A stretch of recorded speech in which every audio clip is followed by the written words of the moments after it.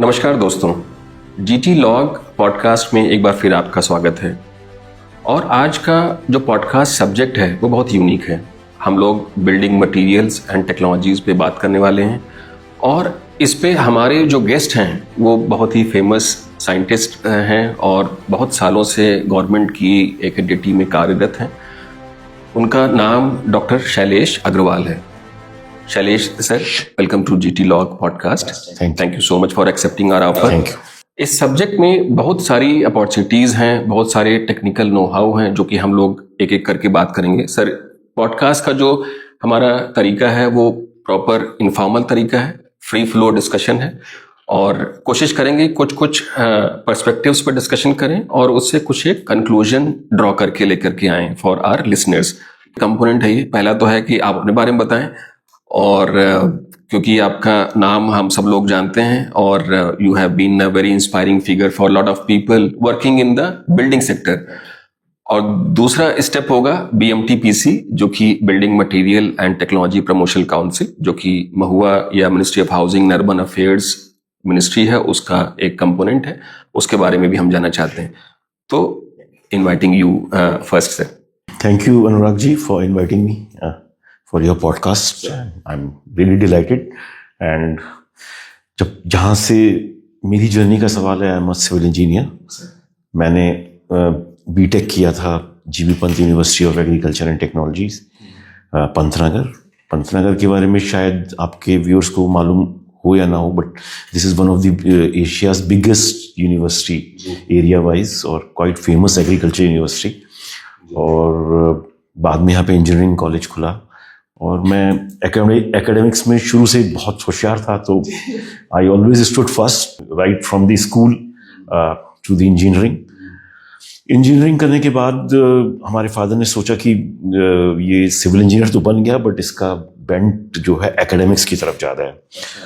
तो मुझे भेज दिया गया Indian Institute of science Bangalore ME करने के। ISC टाटा इंस्टीट्यूट, जिसको लोग टाटा इंस्टीट्यूट के नाम से जानते हैं, this is one of the best institute as far as research and those kind of things are concern. So I went there and that transform me completely, because मेरे बहुत सारे दोस्त जो थे PWD और ऐसे ऑर्गेनाइजेशन ज्वाइन किए। कुछ लोग IIT दिल्ली आ गए M.Tech करने because they were aspiring to become civil servant and all, but I went to because my father thought that he has potential to become a scientist or research. He will go for research. तो मैं Indian Institute of science Bangalore से मैंने structural engineering में ME किया। ME के दौरान master 88 में ही आई came across director Central Building Research Institute Roorkee. This is one of CSIR laboratory. So he asked me, once you complete your ME, you can come and work with us in CBRI. So immediately after my master's in structural engineering, again there also I stood first. I was the gold medalist in ME and silver medalist in B.Tech. अरे वाह! तो वहां से आने के बाद silver से gold में जंप हो गया। सिल्वर और गोल्ड में भी B.Tech में ये था कि एक उस जमाने में मतलब 1 मार्क का अंतर था मेरे और उसमें भी बड़ी अच्छी इंटरेस्टिंग स्टोरी है, because it's informal decision. I am a left hander. अच्छा सर। हाँ, तो वहाँ पे प्रोग्राम होता है, वर्क प्रोग्राम होता था। एक वर्क प्रोग्राम में जो है वो जो है उस तरह के काम कराते थे, जैसे कि घास काटना है और ये करना है। तो बीइंग लेफ्ट हैंडर वो डिसएडवांटेज रहता है लेफ्ट हैंडर को। सारी चीज़ें जैसे घास काटना है तो वो जो आप काटते हैं ना, जो वो सब वो राइट हैंडर्स के लिए बनी होती है। हाँ, तो वर्क प्रोग्राम में I could not score A grade, so that's why I got silver medal. तो मास्टर्स करने के बाद मैं CBRI आ गया एंड CBRI में आके 88 to 2008 आई वर्कड देयर। और 2000 वहाँ पे भी एक इंटरेस्टिंग स्टोरी है कि when I was working there, so one of Indian Institute of Science professor, he became director CBRI, and I must take his name, Professor R.N. Iyengar, authority, very famous structural engineer. So under him I did my PhD from Department of Earthquake Engineering. उस समय university of Roorkee था और 2000 में जब IIT बना तो I was the first recipient of PhD degree from IIT. तो 2001 में मैं एंट्री किया था। So 2000 में मैंने PhD डिग्री ली अर्थक्वेक इंजीनियरिंग में. सो मेरा specialization earthquake, but CBRI as all of you know CSIR की लेबोरेटरी है, one of the very fine institute as regards R&D, research development in the area of building materials, basically low cost building materials, alternate building materials पे CBRI का काम बहुत अच्छा है, waste based materials पे बहुत अच्छा काम है. So right from my entry into CBRI, building materials, construction technologies, alternate materials, energy, green, because CBRI एक ऐसी जगह है जहाँ पे हर बिल्डिंग का आप कोई एरिया लो उसमें काम हो, whether it is fire, whether it is termite, biotechnology, every area related with building is being researched in CBRI. I got the opportunity to join Building Materials and Technology Promotion Council. ये एक autonomous body है under Ministry of Housing and Urban Affairs. Ministry of Housing and Urban Affairs जो पहले Urban Development Department था, उसका नाम अब Ministry of Housing and Urban Affairs हो गया. पहले there were two departments. One was Ministry of Urban Development and another ministry was Ministry of Housing and Urban Poverty Alleviation. So बाद में दोनों merge हो गई and they have become. So अभी भी लोग समझते हैं तो you may say Ministry of Urban Development is Ministry of Housing and Urban Affairs. और Building Materials and Technology Promotion Council का main जो job है, the mandate is to transfer cost-effective, energy efficient, eco-friendly, disaster resilient building materials and construction systems to the field. So we act as a connect between what's happening in the research and how to take it to the field. So बड़ी interesting चीज है कि जब R&D होती है तो R&D के बाद उसको कमर्शलाइज करने के लिए there is something called you have to cross valley of death.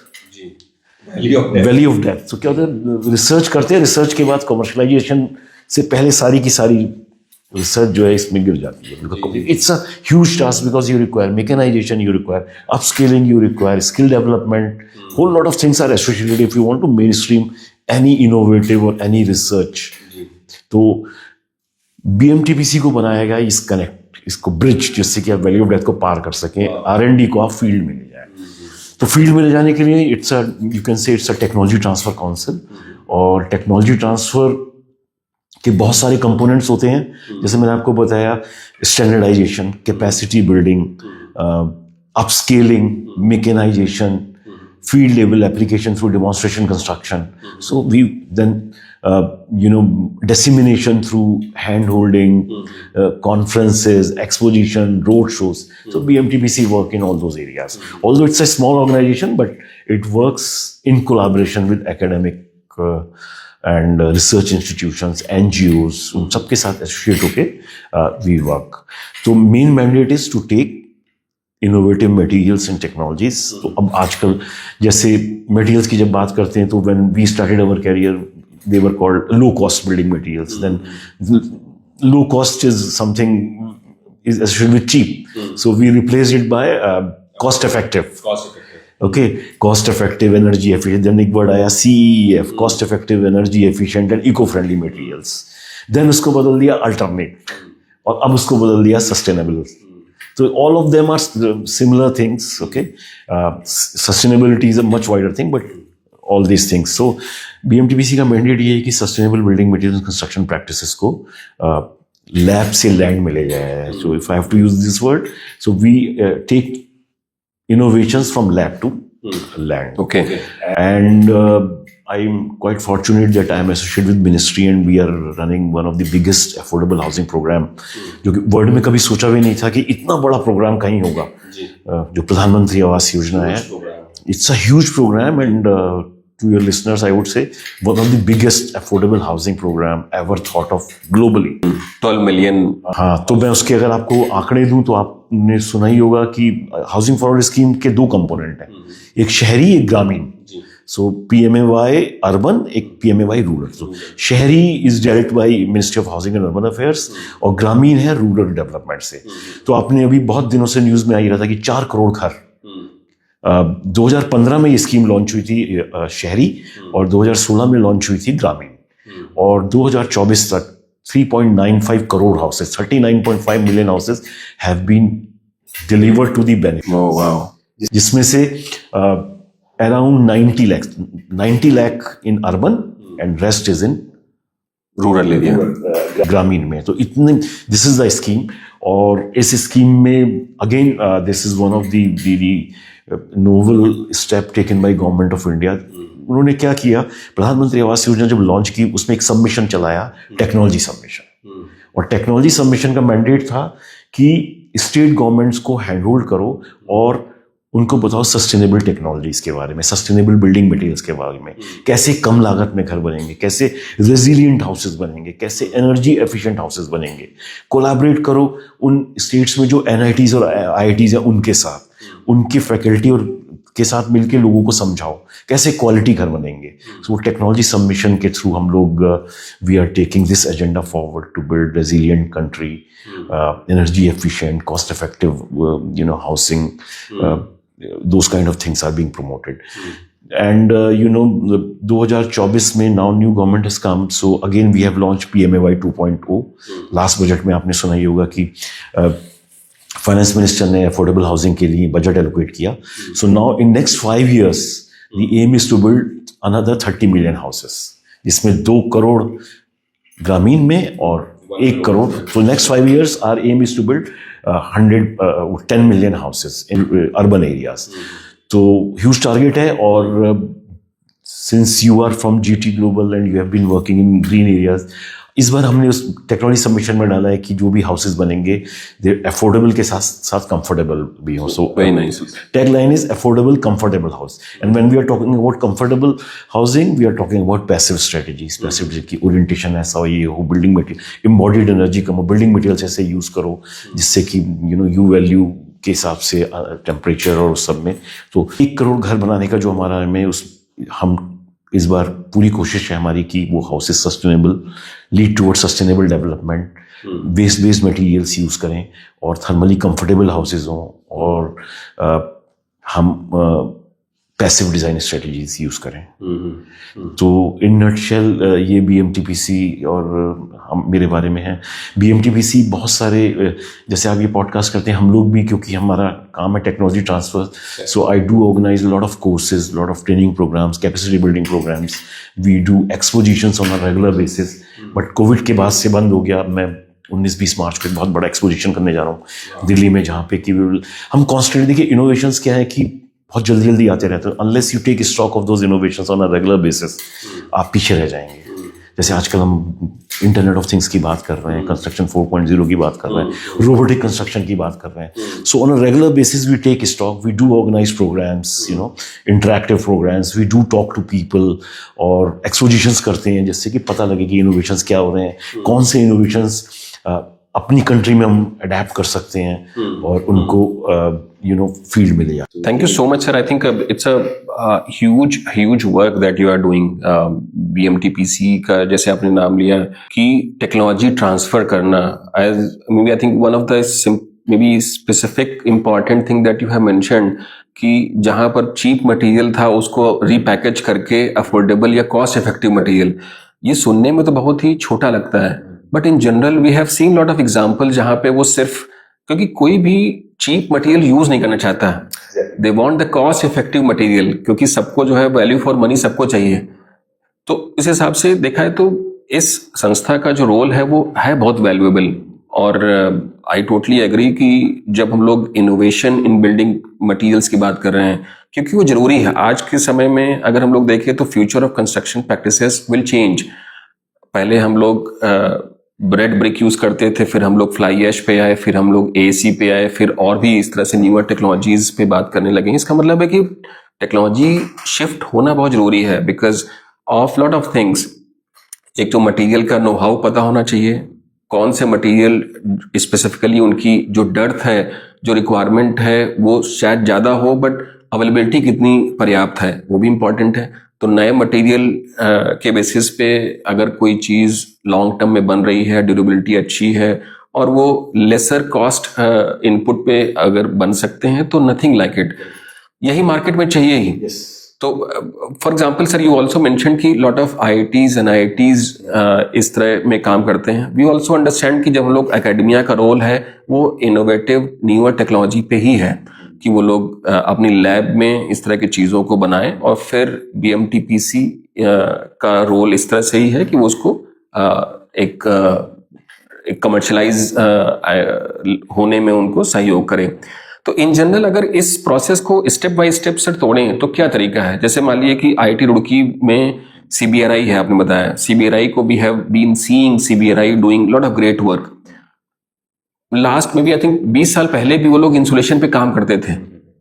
आपके समय में भी जब देखा जाए तो इंसुलेशन हो गया, टर्माइट हो गया, इस तरह के उस पर काम करते थे। Now may be I think reputation of the organization is fading because of may be I think lesser exposure कह लीजिए, distance from the maybe urban locations बोल दीजिए, बट ऐसी टेक्नोलॉजी वहां पे बहुत सालों से है, they have a lot of good may be insights also. तो जब हम लोग इस तरह की टेक्नोलॉजीज की बात करते हैं तो क्या स्टेप्स हैं? जैसे रुड़की में कोई चीज नया डेमोन्स्ट्रेशन के लिए बना, फिर कोई इंडस्ट्री मैन्युफैक्चरिंग हो गई, MSMEs हो गई, SMEs हो गई जो कि लेट अस से बिल्डिंग मटेरियल बनाती हैं, या सीमेंट इंडस्ट्रीज हो गई, तो क्या तरीका है? मतलब what is the step wise 4 steps हैं तो कैसे हैं वो? बिल्कुल बिल्कुल, बहुत अच्छा आपने क्वेश्चन किया।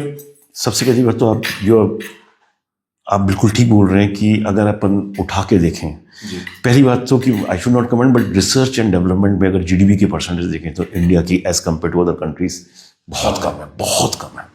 तो first step is we have to support our R&D institutions and academic institutions and encourage them, some sort of traction दिया जाए कि भाई करो। जैसे प्रेजेंट गवर्नमेंट ने, मुझे अच्छी तरह याद है जब मोदी जी आए थे तो उन्होंने IITs और सबके साथ मिलकर काम किया था और ये कहा था कि भाई आप ऐसे अफोर्डेबल हाउसिंग पे काम करो, ऐसे काम करो जिसका सोसाइटी में इम्पैक्ट हो, ऐसे घर बनाओ जो कम लागत में जल्दी से बन जाए। तो इन चीज़ों में अनफॉर्चुनेटली इंडिया में बिल्डिंग मटेरियल्स और कंस्ट्रक्शन सिस्टम्स में बहुत कम काम होता है। CBI, अगर आप मेरे से पूछें कि कौन कौन organization, I won't be able to tell you more than 3 or 4 organizations who are dedicatedly working in the area, research in the area of housing and this. और आपके उस क्वेश्चन का आंसर सबसे पहला ये है कि सबसे पहले we have to identify and give them funding so that they can do research in that area. आप IITs और सबसे बात करोगे, they have good ideas, but उनको फंडिंग की, although we have lot of Atal innovation fund है, बहुत सारी फंडिंग अब अवेलेबल है, बट अभी भी एक फंडिंग की एक बहुत जरूरत है। उसके बाद आपने बहुत अच्छा कहा, right from the beginning if we connect them with the industry, कि भाई साइंटिस्ट या एकेडमिशियन जो है वो रिसर्च करता है लेबोरेटरी में, उसको फील्ड में, उसको थ्रू पायलट प्रोजेक्ट फील्ड में ले जाने के लिए उसको इंडस्ट्री के साथ एसोसिएट होना होता है। एंड अब आजकल थैंकफुली आपको मालूम होगा ज़्यादातर एकेडमिक इंस्टीट्यूशंस में इंक्यूबेशन और एक्सीलरेटर सेंटर्स खुल गए हैं, and there are lot of companies like you who are working in providing accelerator support. तो आप IIT मद्रास जाएं, IIT रुड़की जाएं, वहाँ पे सब जगह इस तरह के सेंटर हैं। आपने IIT अपने जो पुरानी लाइब्रेरी थी उसको इंक्यूबेट उसमें बदल दिया है, जहाँ पे they are working with industries and incubate कर रहे हैं। तो इंक्यूबेशन का मतलब वही हो गया, जैसे आप लिटिल सेंस में इंक्यूबेशन का मतलब है कि हमने बीज लगाया और पौधा किया, तो आपको you have to take care of everything so that उसका फल आ जाए। तो ऐसे ही रिसर्च का है, रिसर्च में जो जो कंपोनेंट्स हैं, पहले रिसर्च सपोर्ट, उसको फंडिंग दी जाए, उसके बाद उसको right kind of people who can groom that technology so all the answers can be answered. और फिर आपने कॉस्ट की बात की, इंडस्ट्री को जोड़ा जाए, इंडस्ट्री बताए कि वैल्यू चेन क्या होगी, कॉस्ट कैसे कट डाउन की जा सकती है या क्या डिमांड है इसकी, उसके बाद स्टैंडर्डाइजेशन किया जाए, स्किल डेवलपमेंट किया जाए, उसके बाद एक कंपोनेंट होता है demonstration construction. Once the technology is ripe and ready to go to the field, we do demonstration construction. Actually using that material और technology we demonstrate to the people कि ये देखो ये एक नया चीज है, एंड थ्रू दैट डिमॉन्स्ट्रेट, जैसे आप पायलट भी कहते हैं, through BMTPC works in that area also. We are under Pradhan Mantri आवास Yojana to showcase new technologies and material. I have been doing demonstration construction projects across the country, and there we showcase those technologies. We do take students, policy makers, contractors, even artisans there कि सीखो कैसे इस technology को implementation करता है। और उस demonstration construction के दौरान, बिकॉज आप पहली बार उसको ले जा रहे हो, तो लेसन्स लर्न के साथ फिर ये it's a loop, then we again go to कि भाई इसमें ये कमी है, इसको अडेप्ट करने के लिए you have to improve this, and that's how it goes. So it's a complicated process, and you have to do everything. Sourcing, funding, funding के standardization is another very important thing, कि आपको BIS Bureau of Indian Standard में ले जाना है। Standardisation नहीं होगा technology का तो वो नहीं हो, टेक्नोलॉजी मेन स्ट्रीम होने में प्रॉब्लम होती है। मैं यहाँ पे एक चीज़ और ऐड करता हूँ आपके लिए कि again it was vision of honourable prime minister. आप देखते हैं हर क्षेत्र में टेक्नोलॉजी आ गई है, तो इस कंस्ट्रक्शन सेक्टर में क्यों नहीं है? तो प्रधानमंत्री ने कहा कि why can't we transplant the global best practices to our country, उनको इंडिया में लाओ, अडेप्ट करो और become leader, make those technologies, make in India and then give it to the other countries. तो हमने 2019 में ग्लोबल हाउसिंग टेक्नोलॉजी चैलेंज किया, GHTC India किया, and that was the turning point. I would say that is a trail blazer. आप कहेंगे वो एक guiding light है कि फ्यूचरिस्टिक टेक्नोलॉजी के लिए। तो हमने GHTC किया, उसमें we were the technical partner to the ministry, and it was all the idea was given by honourable prime minister, and हमने 2019 में सारी ग्लोबल कंपनीज को बुलाया और कहा कि what are the construction systems which you have which can help us build maximum number of houses and minimum time and minimum cost. तो challenge was क्या टेक्नोलॉजीज हैं जिनसे हम जल्दी से जल्दी कम लागत में ज्यादा से ज्यादा घर बना सकते हैं, जो कि हमारी रिक्वायरमेंट थी। ये चैलेंज था, एंड 80 से ज्यादा कंपनीज ने पार्टिसिपेट किया। विज्ञान भवन में वो चैलेंज हुआ, एक्सपोजिशन भी लगाई गई, सारी टेक्नोलॉजी को एग्जिबिट किया गया, और फिर एक DGCPWD की अध्यक्षता में एक टेक्निकल असेसमेंट कमेटी बनी, और उसके थ्रू हमने 54 नई टेक्नोलॉजीज को आइडेंटिफाई किया। तो वो सब आपके व्यूअर्स के लिए GHTC-india.gov.in एक वेबसाइट है, उस पर जाके आप वो सारी इंफॉर्मेशन ले सकते हैं। तो उन टेक्नोलॉजीज को हम प्रोजेक्ट कर रहे हैं फ्यूचर टेक्नोलॉजीज। मैं भी उसमें भी आऊँगा कि टेक्नोलॉजी वर्ड में यूज करूँ, what do I mean by technology. उन टेक्नोलॉजीज को हम अब प्रमोट कर रहे हैं, और we want to make them future technologies of the country. हम वहीं पे रुके नहीं, हमने ये नहीं कहा कि टेक्नोलॉजी आइडेंटिफाई कर ली एंड नाउ आप लोगों को दे दिया कि करो। हमने उन टेक्नोलॉजीज को फील्ड में एक्चुअल कंस्ट्रक्शन करके दिखाया, और उन प्रोजेक्ट्स को कहा light house projects. Light house projects, वाह। तो आपके व्यूअर्स को जैसे लाइट हाउस होता है, काफी लोग मुझसे पूछा व्हाट इज लाइट हाउस, तो मैंने कहा लाइट हाउस जैसे लिटरल सेंस में जो लाइट हाउस होता है वही यहाँ पे लाइट हाउस प्रोजेक्ट का मतलब है। जैसे लाइट हाउस शिप को डार्कनेस से लाइट में ले जाता है, ऐसे these light house projects will show the path to the stakeholders, to the country regarding use of innovative and emerging technologies. तो वो लाइट हाउस प्रोजेक्ट 6 जगह हमने किए। हमने सारी 54 टेक्नोलॉजीज आइडेंटिफाई की थी, उनको 6 कैटेगरीज में बांटा और 6 लाइट हाउस प्रोजेक्ट्स किए, जिसमें से 5 प्रोजेक्ट्स कंप्लीट हो गए हैं। 1000+ घर बनाए उसमें। Again this entire thing is done under Pradhan Mantri Awas Yojana.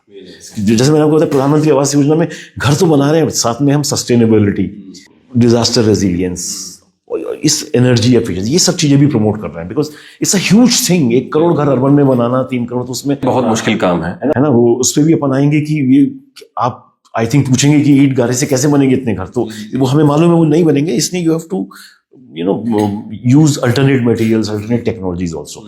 तो उन लाइट हाउस प्रोजेक्ट्स के जरिए it was a huge success. अगर मैं आपको नाम दूं आपके व्यूअर्स के, तो लाइट हाउस प्रोजेक्ट्स हमने लखनऊ में किया, एक हमने इंदौर में किया, एक हमने राजकोट में किया, एक हमने चेन्नई में किया, एक हमने रांची में किया, और एक हमने अगरतला में किया। तो इसमें 5 प्रोजेक्ट पूरे हुए हैं। अगरतला का प्रोजेक्ट हमें लैंड थोड़ी लेट मिली, तो कोविड, आप सुनिए 2019 में किया, 2020 में ये प्रोजेक्ट लॉन्च किए, कोविड आ गया था, but despite of all those things the projects are completed. Okay, and to your viewers, speed. अब देखिए 2047 तक if you have to make Viksit Bharat, तो you have to do things pretty fast, isn't it? तो जो हमारा सपना है 2000, तो अब आने वाले समय में व्यूअर्स को मैं कहूंगा कि कॉस्ट के साथ साथ स्पीड भी देखना है। Speed is going to be one of the criteria when you decide material and technologies. तो हमने कहा कि how to fast track, how to reduce the construction time. आज इंडिया में बहुत सारे ऐसे केस, सक्सेसफुल केस स्टडीज हैं जहां within no time, within 6 महीने में, 8 महीने में पूरी की पूरी बिल्डिंग बना दी है ना। तो स्पीड हम लाए, और हमने ये स्पीड से घर बना के दिखाया, जिससे कि ये टेक्नोलॉजीज फ्यूचर टेक्नोलॉजीज बने। और इन लाइट हाउस प्रोजेक्ट्स को हमने, तो मैं जो आपके क्वेश्चन पे आ रहा हूँ, तो एक तो हो गया रिसर्च को ले जाना, एक हो गया ग्लोबल बेस्ट प्रैक्टिसेस को ट्रांसप्लांट करो कंट्री में, उनको अपना बनाओ, and then become world leader. It's a very noble concept है। तो ये इसी ने मैंने आपको बताया। और उसमें फिर हमने क्या किया, हमने उन लाइट हाउस प्रोजेक्ट्स को ऐसे लाइव लेबोरेटरीज, आपके क्वेश्चन में लाइव लेबोरेटरीज प्रोजेक्ट किया। लाइव लेबोरेटरीज का मतलब है एनीवन यू कैन गो सी। प्रधानमंत्री ने जब उनको इनॉग्रेट किया तो कहा कि मैं चाहूंगा कि हमारे प्रोफेसर्स, रिसर्चर्स, एकेडमिशियंस, स्टूडेंट्स जहां लाइट हाउस प्रोजेक्ट्स हो रहे हैं वहां जाएं, वहां रहें, अपनी आंखों से देखें, और लाइट हाउस में से खाली लाइट ना दे, अपनी लाइट भी दे। जी जी जी। कि अगर कुछ लग रहा है कि इसमें ऐसे कर सकते हैं तो ऐसे करें, so that that technology become Indian technology and we adapt. Feedback mechanism जो है, फीडबैक को भी उन्होंने इंटीग्रेट इंक्लूड किया, क्योंकि अडैप्ट करना था। फर्स्ट टाइम हम बाहर से वो टेक्नोलॉजीज ला रहे हैं। तो लाइव लेबोरेटरीज में हमने बहुत सारी चीज़ें शुरू की। हमने उसमें वेबकास्ट किया, रियल टाइम वेबकास्टिंग की, जब टेक्नोलॉजी लग रही थी, लोगों को भेजा, प्रेस को भेजा, हम स्टडी टूर ले गए, बहुत सारे हमने प्रोग्राम्स किए जिससे कि वो टेक्नोलॉजीज लोगों को समझ में आए, और आगे आने वाले समय में उन टेक्नोलॉजीज को लोग यूज, IITs और इनको प्रोफेसर्स को ले गए कि आप इन चीज़ों को पढ़ाओ। मैंने school of planning and architecture के साथ एक कोर्स शुरू किया नई टेक्नोलॉजीज पे। वो कोविड के टाइम पे, क्योंकि कोविड के टाइम पे हम फिजिकल नहीं कर सकते, ऑनलाइन करते थे, तो it was a blessing in disguise. तो वो online is so convenient, still I am continuing online course. हर लोगों के लिए अडेप्टेशन आसान हो गया आसान हो जाता है। तो प्योर ऑनलाइन कोर्स करते हैं। उसका नाम भी हमने नवरीति रखा। नवरीति। नवरीति, अच्छा। तो नवरीति आप रीत मतलब कल्चर, और नवरीति मतलब हाँ, तो न्यू, तो उसका SP ने नाम दिया उसको नवरीति। अब देखिए, तो Navriti is acronym for new and affordable. तो नवरीति हिंदी में आप कहें ना नवरीति, तो वो हमने कोर्स शुरू किया। तो यही सब चीजें हैं जिनसे कि टेक्नोलॉजीज को आगे ले जाना चाहिए। But your question is again right, अभी भी इंडिया में बहुत कम।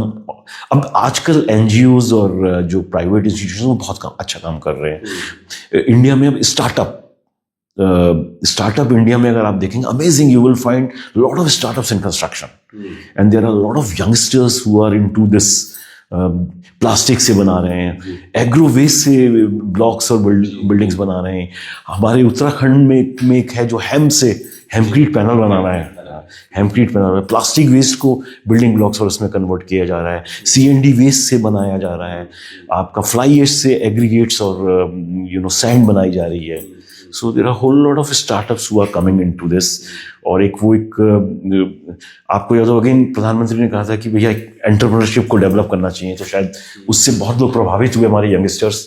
तो बेसिक रिसर्च वो थ्रू स्टार्टअप्स के थ्रू की जा रही है, जहाँ पे कुछ इन्वेस्टर्स को लाइक माइंडेड लोग जुड़ जाते हैं, इन्वेस्टर्स मिल जाते हैं, उनके साथ मिलकर वो लोग कुछ academic institute, I mean this is a better way कि एक आपने कॉन्सेप्ट के साथ लेके आप किसी एकेडमिक इंस्टीट्यूशन के पास गए और कहीं से आप फंडिंग लाए और उसके बाद उस इंक्यूबेट किया, और उसके बाद फिर आप not there are agencies, you must be knowing कि एक्सीलेटर एजेंसीज, मतलब आपकी टेक्नोलॉजी हो गई, अब आपको उसको एक्सीलरेट करना है, तो फिर आप क्या है उनको उस तरह के लोगों से मिलवा देते हैं, किसी इंडस्ट्री से मिलवा देते हैं जो कि उसको आगे ले जाती है। तो इस तरह के ecosystem is changing now, and that is why startup में शायद इंडिया नंबर 2 या नंबर 3 है।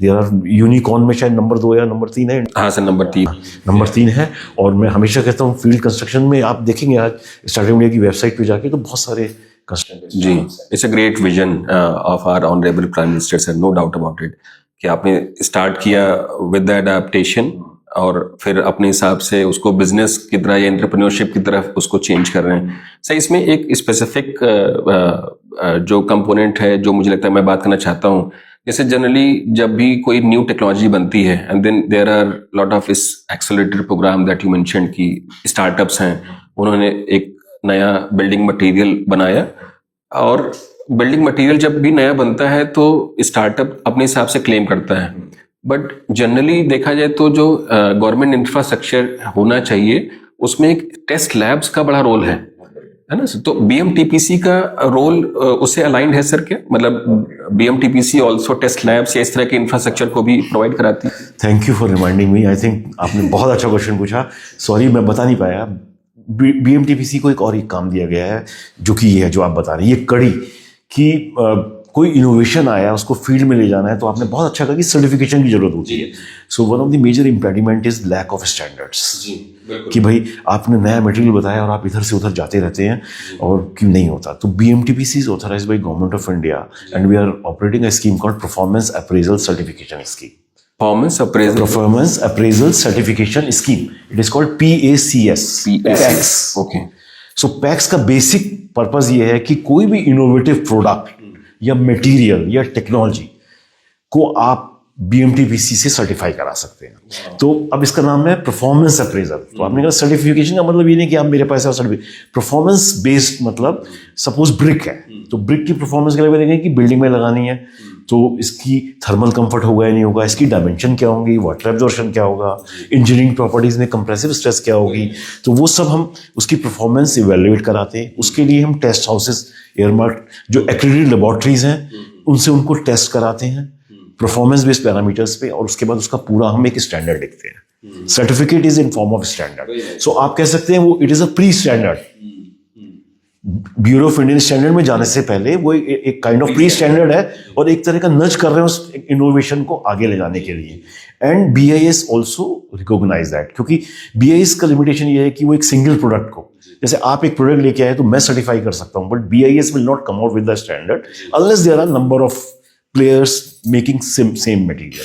तो इस तरह के प्रोडक्ट्स जो कि ब्रांडेड प्रोडक्ट्स हैं या पेटेंटेड प्रोडक्ट्स हैं उनको BMTPC सर्टिफाई करता है। nice. अब सर्टिफाई करने के बाद मेरी जॉब खत्म नहीं होती। सर्टिफाई करने में मैं वो सर्टिफाई कर दिया, that's okay, I have to create a enabling ecosystem so that वो मेन स्ट्रीम हो। So once that product is certified we give it to BIS also कि भी हमने ऐसा सर्टिफाइड किया है और इस तरह के मटेरियल के और कंपनीज आएंगी तो आप इस पर स्टैंडर्ड बनाइएगा। एक तो ये हो गया। उसके बाद we connect them with CPWD कि एनी जिससे उसका शेड्यूल ऑफ रेट बनाए। शेड्यूल ऑफ रेट आपको मतलब कि व्यूअर्स के लिए, जैसे बाजार में जब आप आज आप फ्रिज खरीदने जाते हो मतलब फ्रिज के ये रेट है, ऐसी बिल्डिंग मटेरियल्स के भी रेट होते हैं, उसे शेड्यूल ऑफ रेट कहते हैं। हर स्टेट का रेट अलग अलग होता है। तो एक इंजीनियर एक आर्किटेक्ट जब बिल्डिंग बनाता है तो वो इनोवेटिव प्रोडक्ट लगाने के लिए उसे उसका रेट मालूम होना चाहिए। तो शेड्यूल ऑफ रेट हम CPWD से बनवाते हैं। उसके बाद उस इनोवेटिव प्रोडक्ट से हम डिमॉन्स्ट्रेशन कंस्ट्रक्शन करते हैं to get confidence, to know more about that material. और साथ में हम उनको एक्सेलरेटर सपोर्ट देते हैं। एक्सेलरेटर सपोर्ट के लिए हम उनको इंडस्ट्री से कनेक्ट कराते हैं जिससे कि इंडस्ट्री उसको यूज करे, कोई इंडस्ट्री उसको अडॉप्ट करना चाहे तो अडॉप्ट करे। बिकॉज आप इनोवेटिव मटेरियल को स्टार्टअप करके आ रहे हैं तो लिमिटेड फंडिंग है, लिमिटेड स्कोप है, तो इस तरह के काम करके हम उस टेक्नोलॉजी को आगे ले जाते हैं। तो मेजर उसमें है certification by BMTPC which is authorised by government through gazette notification and whole lot of, and it is a voluntary scheme. तो anybody can come, but voluntary का मतलब कोई हमारे पास आए और हम उसको, बट हम भी अप्रोच करते हैं। तो बड़ा सेक्टर जो है बहुत ज़्यादा कि आज भी वो माइंड सेट है। मैं अगेन आपके दर्शकों को बता जाऊँगा, मैंने एक नई चीज़ शुरू की कि हाँ हमारे इंस्टीट्यूशन ने बहुत अच्छा काम, हम बहुत गर्व है हमें जो बनाए थे, बट आप देखो डिजास्टर में क्या हुआ। तो there the kind of knowledge you have मेरे पास नहीं है, क्योंकि आपके पास जो इंस्ट्रूमेंटेशन, न्यूमेरिकल मॉडलिंग, ये सब चीज़ें हैं। हमारे एंसेस्टर के पास एक विजडम थी, उस विजडम को और आज की नॉलेज में हमें मैरिज करानी है, सिनर्जी क्रिएट करनी है, then we can create that. आप समझे, मतलब हम कहते हैं दादा और इन्होंने बहुत अच्छे घर बनाए, बट बड़ी मोटी मोटी दीवारें होती थी, मटेरियल का कुछ वो नहीं होता था, डिजास्टर रेजिलियंस की उतनी बात नहीं होती थी। होते थे, ऐसी बात नहीं है, थर्मली कंफर्टेबल भी होते थे, सस्टेनेबल भी होते थे, but the kind of knowledge we have today, the kind of technology innovation, technology, exactly the kind of technology we have, so we need to create synergy between traditional construction and the kind of knowledge. तो बिल्कुल हमें वो आधे metre की wall बनाने के बजाय we can actually stick to the exactly आपने बहुत अच्छा कहा। तो इसमें अगेन प्रधानमंत्री जी ने शुरू किया था, आपको मालूम होगा, life mission, life style for environment. तो उसमें मैं दर्शकों को बताना चाहूँगा, बहुत सारे अच्छे डॉक्यूमेंट हैं। तो उसमें उन्होंने एक डॉक्यूमेंट है जिसमें कि हमारे पूर्वजों ने हमें क्या क्या, किस तरह से क्या बिल्डिंग मटेरियल्स और क्या टेक्नोलॉजीज दी, उस पर भी एक वो है। तो उन टेक्नोलॉजीज को लेकर और आज की मॉडर्नाइजेशन को अगर मिला दें तो I think we can create us, we can become world leaders, and that is the aim of life mission. कि सस्टेनेबिलिटी इंडिया ने सिखाई, पूरे विश्व को सस्टेनेबिलिटी इंडिया ने सिखाई कि कैसे natural resource, minimisation of natural resource हमने सिखाया, और हम उसमें ग्लोबल लीडर्स बन सकते हैं। सर, दो फॉलोअप क्वेश्चन और हैं। एक है कि जब हम नए बिल्डिंग मटेरियल बना रहे हैं, टेक्नोलॉजी बना रहे हैं, तो उसका यूसेज जो है वो डोमेस्टिक मार्केट में होना है। उसके लिए आपने जैसे एग्जाम्पल लिया, CPWD का एक प्रोसेस है, आप उसके DSR या डेली शेड्यूल ऑफ रेट्स में आता है, उसके बाद स्टेट्स में जाता है, तो स्टेट्स के अपने शेड्यूल ऑफ रेट्स बनते रहते हैं। जैसे जैसे शेड्यूल ऑफ रेट्स अपग्रेड होते रहते हैं, वो स्टेट्स उनको अडॉप्ट करता रहता है। तो एक वो मैकेनिज्म है, और एक दूसरा मैकेनिज्म है जैसे energy efficiency codes and standards का हो गया। you have ECBC or ECSBC now, energy conservation sustainability building code, और ENS, जिसमें जैसे फॉर एग्जांपल इंसुलेशन या ब्रिक वॉल का एक इंसुलेशन का मिनिमम वैल्यू दी गई है कि आपको इतना मिनिमम रेजिस्टेंस वैल्यू होनी चाहिए। तो ये इन्फोर्समेंट का तरीका क्या होना चाहिए ताकि स्टेट्स जो है इस चीज को अडॉप्ट कर लें? That is our first question sir. तो और सेकंड क्वेश्चन है कि अगर मैं एक एंटरप्रेन्योर हूं और may B I think someone who is a young entrepreneur, let's say 25 साल की एज में, क्योंकि अगर IITs में या NITs में या स्टेट के किसी भी कॉलेज में अगर इस तरह के एक्सेलरेटेड सेंटर्स हो गए और उसको बिल्डिंग टेक्नोलॉजी पे इस तरह की अपॉर्चुनिटी मिल रही है जहां उसने नया लेट्स से बिल्डिंग मटेरियल बनाया, नाउ फॉर हिम और हर the domestic market is one supply zone, but उसके लिए बेहतर अपॉर्चुनिटी है पैसा कमाने की कि अगर वो बाहर एक्सपोर्ट कर सके। तो बाहर एक्सपोर्ट करने के लिए क्या क्या उसके पास सुविधाएं हैं, क्योंकि उसको सर्टिफिकेट चाहिए, जैसे एक आपने सर्टिफिकेट मैकेनिज्म बताया, तो whether that certificate helps that entrepreneur in terms of exporting the building material और इंडिया में जो डोमेस्टिक मार्केट में। तो थोड़ा रिलेटेबल क्वेश्चन है। श्योर। तो पहले तो आते हैं इन्फोर्समेंट में। तो देखिए, डेमोक्रेटिक कंट्री है, इन्फोर्समेंट इंडिया में चलता नहीं, और हमारा सेक्टर ऐसा है, मैं अर्थक्वेक स्पेशलिस्ट हूँ, तो हम हमेशा कहते हैं कोई अपना घर अगर गलत बना रहा है तो ऑफसेट के अलावा आप कुछ नहीं देखते हो कि अर्थक्वेक प्रूफ बना रहा है, अर्थक्वेक रेजिलिएंट बना रहा है, तो उसके लिए you can not book him and you can not be put behind the bars. तो इन्फोर्समेंट एक ट्रिकी इशू है, इम्प्लीमेंटेशन के चैलेंजेस हैं whenever we talk about new material and new things. But जैसे आपने कहा, हम लोग क्या इनेबलिंग प्रोविजंस या इनेबलिंग एनवायरनमेंट कैसे बनेगा, तो हमने जैसे सर्टिफिकेट दिया, शेड्यूल ऑफ रेट DSR में निकाला, इन absence of state SOR you can always adopt CPWD SOR।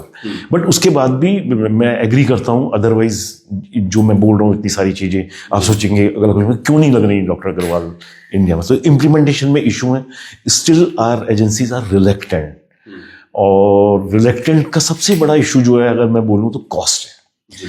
मैं उस पर भी आऊंगा अगर आप पूछेंगे। तो अभी भी हमारा mindset, despite of talking about sustainability, greenhouse gas emission, we talk about energy efficiency, we talk about less maintenance, but हमें वही आता है यार, इनिशियल कॉस्ट ज्यादा है ना।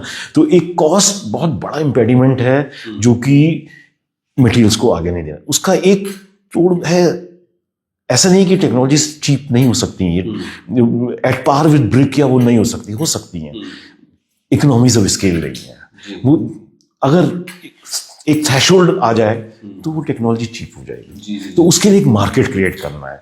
तो I am pretty sure the kind of things are happening right now. Climate change की बात हो रही है, ग्लोबल वार्मिंग की बात हो रही है, एक्सट्रीम इवेंट्स आ रही हैं। तो आगे आने वाले समय में it will become need of the hour, you have to replace brick by some other material. तो ऑल दीज स्टार्टअप्स, ये जो स्ट्रगल कर रहे हैं अभी कि नहीं मिल रहा है, वो सबको एक थ्रेशोल्ड आ जाएगी तो this material will become, suppose आप हेमक्रीट पैनल लेने जाओ तो उसकी cost may not be comparable with conventional, but एक बार आपको एक आपने सेटअप बना दिया और एक प्रोडक्शन उसका एक उस लेवल पे कर दिया तो then it will become cheaper. तो एक ये इशू है अभी जो कि इन टेक्नोलॉजीज को जो मिलना चाहिए था वो नहीं मिल पा रहा। अब सेकंड क्वेश्चन आप कहें तो मैं आपको बताऊं, ह्यूज, मैं आपको एग्जांपल भी दूंगा, huge opportunities, Indian companies, Indian startups are working in America, Europe, Africa, Middle East countries.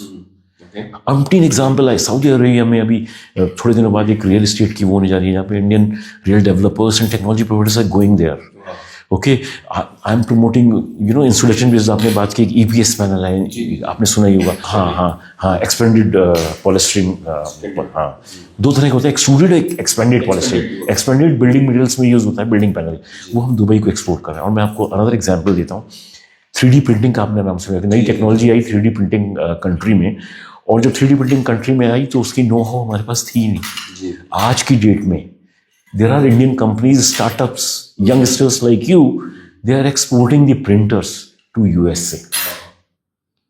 USA को वो प्रिंटर्स एक्सपोर्ट कर रहे हैं, और बहुत, क्योंकि अब ग्लोबली आपको मालूम है, जब हम लोग पढ़ते थे तो ग्लोबली मतलब वो कहते थे 7 समुंदर पार जाना है। आज ग्लोबल एक हो गया है। तो there are huge global opportunities. Make in India, startup India में भी इनेबलिंग प्रोविजंस हैं।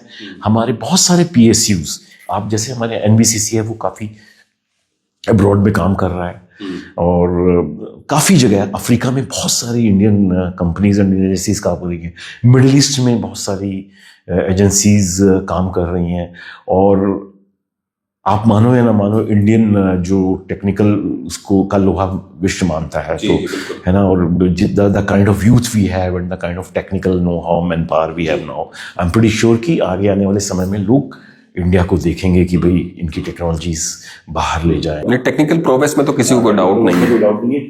And there are some provisions, and तो आप मतलब PSU, स्टार्टअप इंडिया के थ्रू भी आप विदेश में जाके काम कर सकते हैं। बट अभी इंडिया में देखिए, इंडिया में ह्यूज अपॉर्चुनिटी है इस समय। बिल्ट एनवायरनमेंट की अगर आप बात करें, 2047 तक अगर विकसित भारत बनाना है, तो एक डेटा ये कहता है कि बिल्ट एनवायरनमेंट, जैसे आप रोड्स की बात हो रही है, बन रही है ना रोड्स कितनी सारी, तब भी खत्म नहीं हो रहा है, बनने ही जा रही है। ऐसी बिल्ट एनवायरनमेंट में रोड भी आता है, it is more than 50% is yet to be built. सही बात है। More than 50%, there is a report which says कि more than 50% built environment is yet to be built. That is why सबके लिए बहुत स्कोप है इंडिया में अभी। तो जितनी भी कंपनीज और ये हैं, वो इंडिया में बहुत अच्छी तरह प्रोग्रेस कर सकती हैं। जी, thank you so much sir for facilitating all these may be I think experiences and information.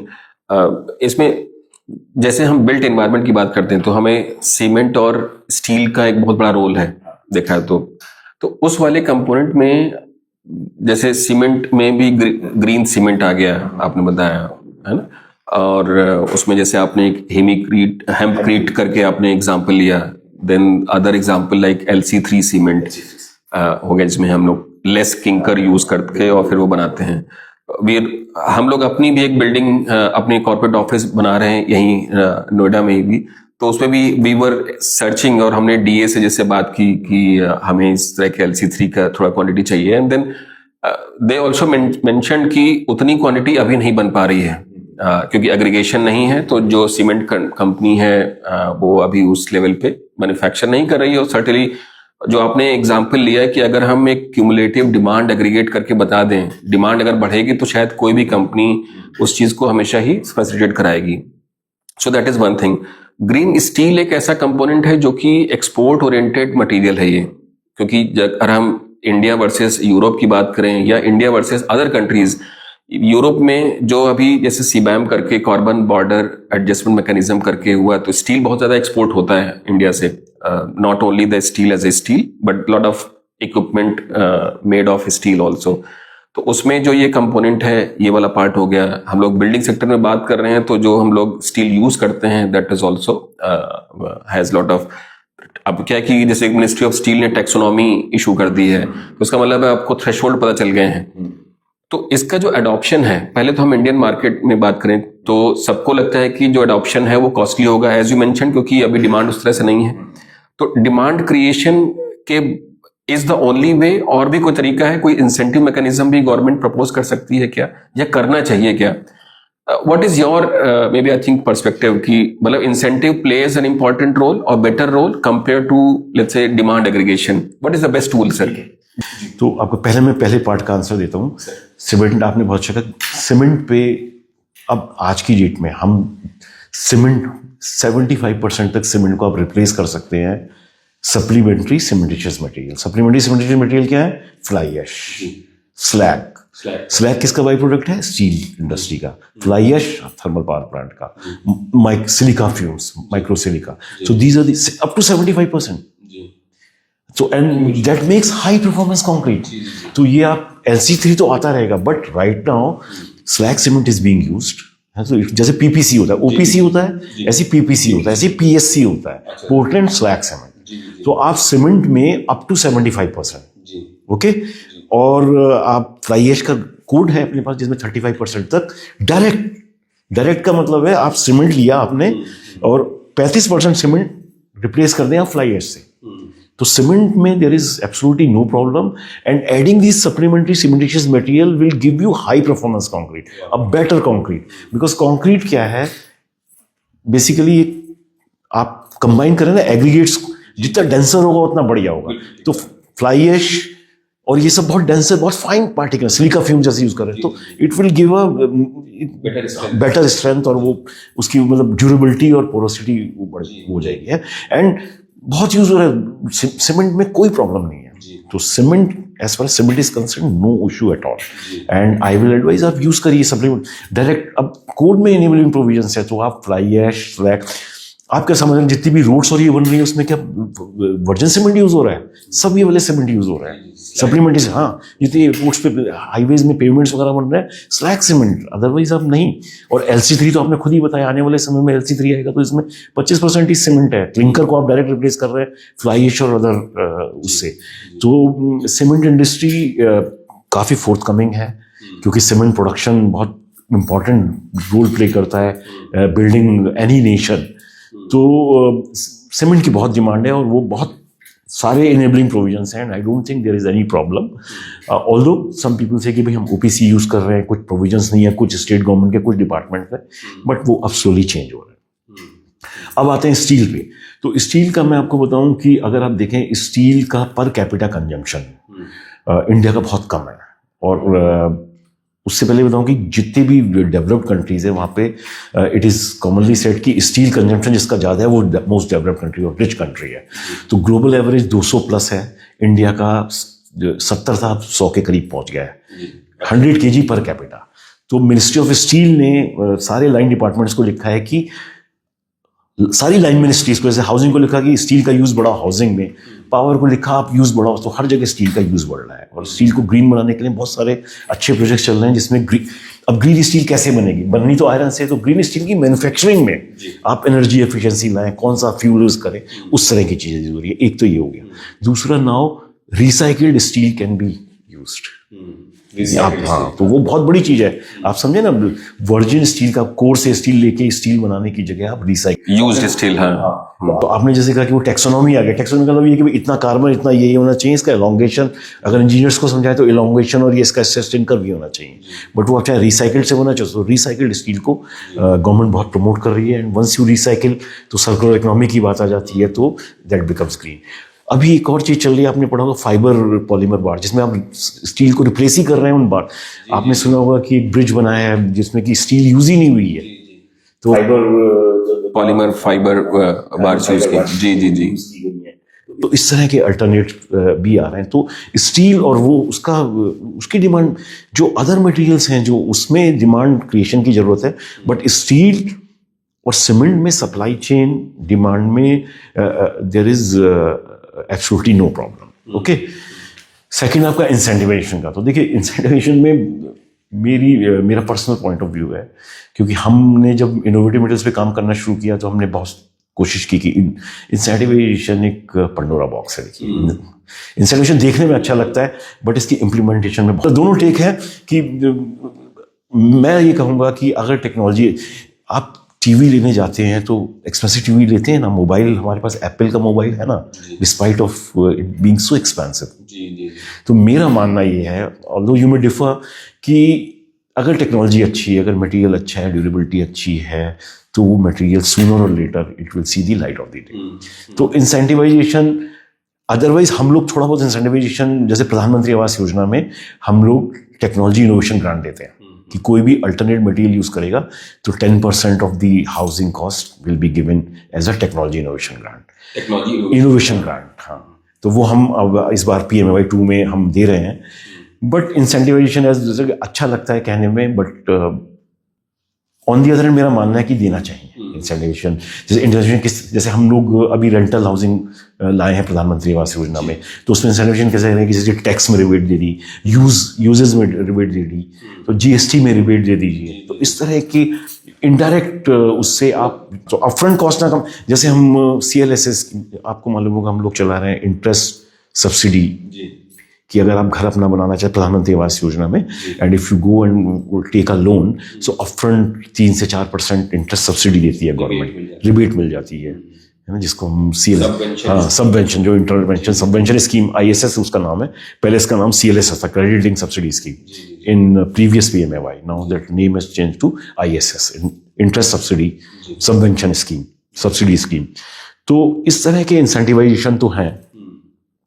MSME में अगर आप रजिस्टर करा लें तो कुछ उस तरह का है, but direct incentivisation. I totally agree sir, मतलब जो आपका पर्सपेक्टिव है, आई ऑल्सो एग्री कि डायरेक्ट इंसेंटिव्स देना शायद एक सही प्रोसेस नहीं है। फिर उसका लोग लूपहोल निकाल करके उसका मिसयूज भी करते हैं।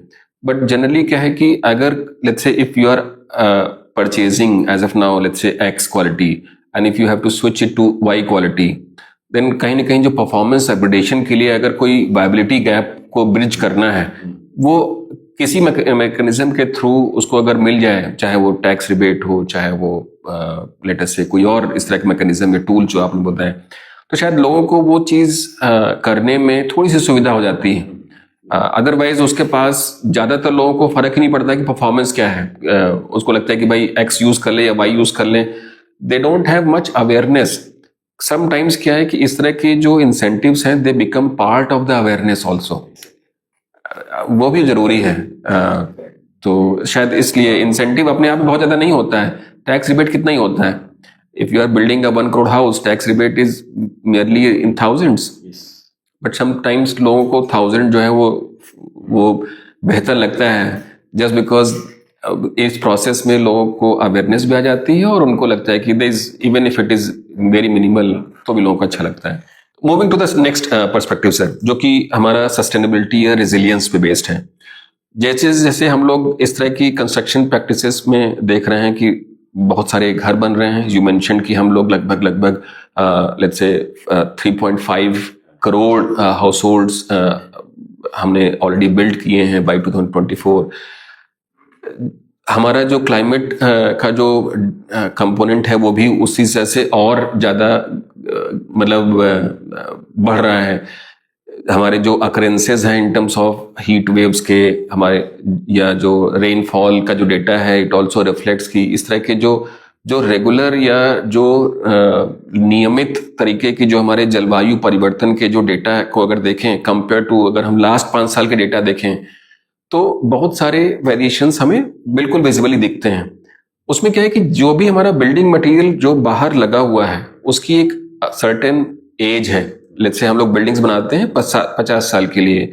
You being yourself as a civil engineer, हम इस चीज को समझते हैं कि जब बिल्डिंग का टिपिकल आयु या एज डिफाइन करते हैं तो जो भी डिजाइन में स्टील यूज होता है, सीमेंट यूज होता है, उसकी क्वांटिटी उस हिसाब से डिफाइंड है। आज के टाइम में क्या है कि अगर वो एक्सपोज्ड है और हमारी जो टेम्परेचर और ह्यूमिडिटी इन सब के नंबर्स चेंज हो रहे हैं, तो उसकी जो एज है लाइफ साइकिल जिसे बोलते हैं वो भी चेंज होगी।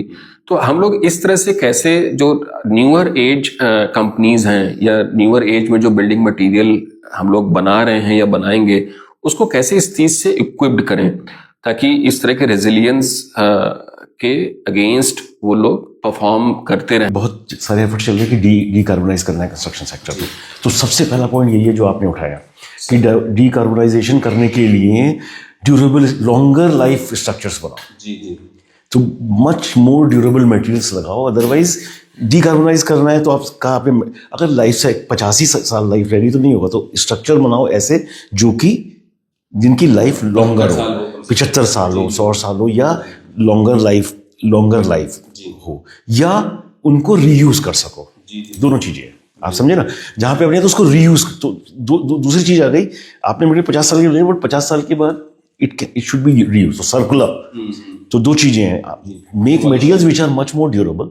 तो आप देखेंगे जितने भी हम जब इनोवेटिव मटेरियल्स की बात करते हैं तो हम कहते हैं कन्वेंशनल से इसकी ड्यूरेबिलिटी या लाइफ कम नहीं होनी चाहिए। एक चीज ठीक। दूसरी, बहुत अच्छा आपने खुद ही आपने उठाया, बढ़िया, थैंक्स फॉर रिमाइंडिंग मी। आजकल हम प्रमोट कर, जैसे देखिए आपको बता रहे हैं माइंडसेट है कॉस्ट, हम कह रहे हैं लो लाइफ साइकिल कॉस्ट होनी चाहिए। लो लाइफ साइकिल कॉस्ट गवर्नमेंट में प्रोविजन है जी, जीएफआर में है जी जी। अच्छा, जनरल फाइनेंस रूल्स में 2016-17 में ही आ गया था कि एक जो प्रोजेक्ट्स मतलब सर्टेन अमाउंट से ज्यादा के हैं, सो दी प्रोक्योरमेंट के टाइम में लाइफ साइकिल कॉस्ट की बात करनी है। So the moment you talk about life cycle cost, you are talking about right from manufacturing to end of the life. और अब हम उसमें एंड ऑफ द लाइफ के बाद की भी बात कर रहे हैं। And of the life demolition के बाद again how it will be recycled, re-engineered and remanufactured. So life cycle cost is important. So all these products, innovative products, must have low life cycle cost. मैं मानता हूँ शायद durability में वो false claim कर दें 60 साल 70 साल होगी और ना हो, तो at least that material should be reused और recycled so that life cycle cost is minimized. तो ये चीजें, और अगर ये नहीं होगा तो these materials can never compete with conventional materials. तो ज्यादातर मटेरियल्स में एक तो ये दूसरी फंक्शनैलिटी की भी बात आती है, फंक्शनल पैरामीटर्स। जैसे आपने कहा ईंट तो यार हमेशा अच्छी होती है, इसमें आग नहीं लगेगी, थर्मल एफिशिएंसी, तो फंक्शनल पैरामीटर्स जैसे water tightness, fire, thermal comfort and acoustics. तो इन सब में ईंट के बराबर नहीं होगा तो बिल्कुल ठीक बात है, परफॉर्मेंस तो उसी से गेज होगी। तो functional parameters and low life cycle cost, these two things are to be seen. तीसरी चीज जो आजकल हो रही है, जैसे आप आर्किटेक्ट हैं, आप ऑपरेशनल एनर्जी की बहुत ज्यादा बात होती है ना, तो मैं कहता हूँ कि ऑपरेशनल एनर्जी में तो somehow we know कि एलईडी लगाना है यार, ये वाला फैन लगाना है, तो घर ऐसे बनाना है कि लाइट यूज, तो ऑपरेशनल एनर्जी में somehow we know and renewable resources use करने हैं। अब आजकल इम्बॉडीड एनर्जी की बात हो रही है, बहुत ज्यादा वर्क हो रहा है आजकल इंडिया में इम्बॉडीड एनर्जी का मतलब है जो बिल्डिंग बनाते समय जो आप मटेरियल लगाते हैं उनकी, वो जो ट्रैप कर दिया ना वो अपने कार्बन, वो हमेशा के लिए वो कार्बन ट्रैप हो गया। तो उस पर बहुत काम हो रहा है कि कैसे उसको इम्बॉडीड एनर्जी को, इम्बॉडीड कार्बन को कैसे कम किया जाए।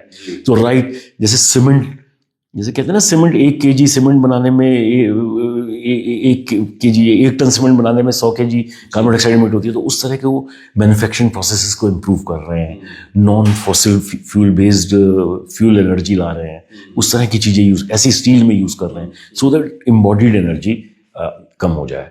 तो ये सब चीज़ें अगर अपन ध्यान में नहीं रखेंगे, durability, low cycle cost, then innovative materials will not cannot compete with the innovative. तो आपकी बात बिल्कुल सही है, ड्यूरेबिलिटी। तो मैं तो बहुत बड़ा प्रोमोटर हूँ, मैं जब भी डीकार्बोनेशन पे लेक्चर देता हूँ सबसे पहले बोलता हूँ make structures with longer life, make structure with longer life.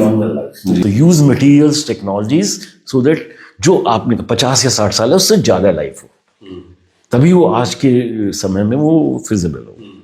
इसमें सर एक फॉलोअप क्वेश्चन है कि जैसे ही हम लोग लॉन्गर लाइफ की बात करने लगते हैं, स्पेसिफिकेशंस जो है वो रिच होने लगते हैं।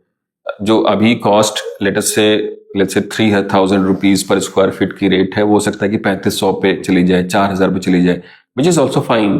बट वो जो इम्पैक्ट आएगा वो सर्टेनली मे बी एक तरीके की बेटर लाइफ साइकिल के बारे में आएगा। बट यहाँ पर भी कॉस्ट सेंसिटिवनेस एक पैरामीटर है। फिर जो सोसाइटी या बाय एंड लार्ज जो स्टेक होल्डर हैं, अगर वो कॉस्ट सेंसिटिव हैं तो उनको वही चीज का फिर वो इशू होगा, ऐसा आपको लगता है? देखिए, हम क्यों घर बनाते हैं, ऐसे मिस्त्री को बुलाते हो, आप ईंट लगाते हो, उससे ऐसे क्यों बनाते हो? जी। हम पूरी की पूरी वॉल कहीं और बना के लाके लगा नहीं सकते? Exactly, so that is called off site construction. तो सबसे बड़ी बात है, आपने खुद ही बोला कि क्वालिटी। सबसे पहले उसमें बात करते हैं कि लाइफ साइकिल कॉस्ट की बात कर रहा हूं मैं, ठीक है? तो once you take construction to the factory और टू द कास्टिंग यार्ड, आपकी क्वालिटी, आप सोचो एक मैसन और एक लेबर मिलके एक ईंट की दीवार बना रहे हैं, फिर आप पानी दे रहे हैं, फिर प्लास्टर कर रहे हैं, फिर पानी दे रहे हैं, उसकी जगह में पूरी की पूरी wall there are technologies now. Precast wall तो अपना एक हुआ। अभी इंडिया में आप पूरा अपना facade, you are an architect, you say यार इसका एलिवेशन पसंद नहीं आ रहा मुझे, I can give you a new facade, immediately you go and buy concrete facade और नट बोल्ट से लगा दो, जैसे आप पेंट ये लगाते हो। तो आजकल construction is going of site, so there is no need to make wall brick by brick, put water and all. You can get a ready-made wall, और जो आपने कहा ready-made wall जब आप बना रहे हैं तो उसके परफॉर्मेंस पैरामीटर्स फिक्स हैं, इसकी लाइफ ये होगी, वाटर ये होगा, रेजिलियंस ये होगा, so definitely you are giving a better product. हो सकता है उस बेटर प्रोडक्ट की कॉस्ट थोड़ी सी ज्यादा है, वो ऑफसेट होगी जो आपने कहा डिजास्टर रेजिलियंस या एनर्जी एफिशिएंसी, आपकी यू वैल्यू कम है तो आपका थर्मल कंफर्ट मिल गया, आपका लोड कम हो गया। मैं बड़ा इंटरेस्टिंग एग्जांपल आपके व्यूअर्स को देता हूं। देयर आर पैनल्स एक पैनल आता है, इसका नाम है नैनो लिविंग पैनल, उन्होंने नाम भी दिया nano living. Nano living, wow.